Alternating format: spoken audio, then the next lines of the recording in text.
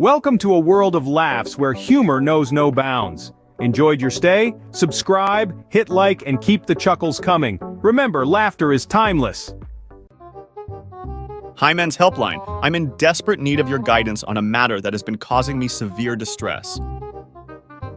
For quite a while now, I've had this nagging suspicion that my wife is having an affair. There have been numerous telltale signs, where the home phone rings and I'm the one to pick it up, the caller immediately hangs up. My wife has been going out with her girlfriends more frequently than ever before. I've made numerous attempts to stay awake late into the night so I can catch her when she gets home, but I usually succumb to fatigue and fall asleep.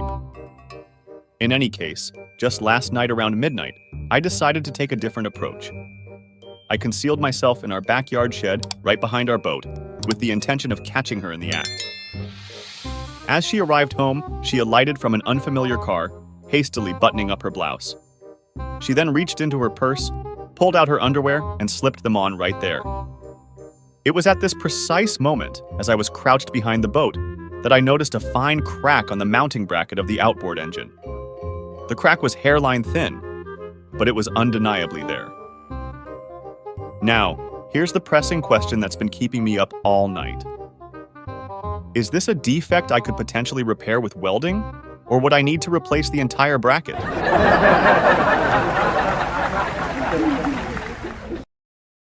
So old Jed is screwing his goat when a neighbor witnesses this unspeakable act of bestiality.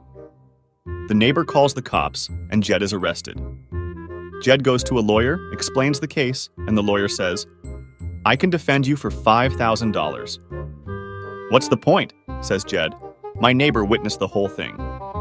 "Why should I waste $5,000? "They're going to find me guilty for sure." "Don't worry none," says the lawyer.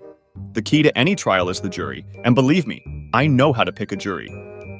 So Jed reluctantly agrees to hire the guy. The day of the trial, the neighbor gets up on the witness stand. The prosecutor says, "Tell the jury what you saw."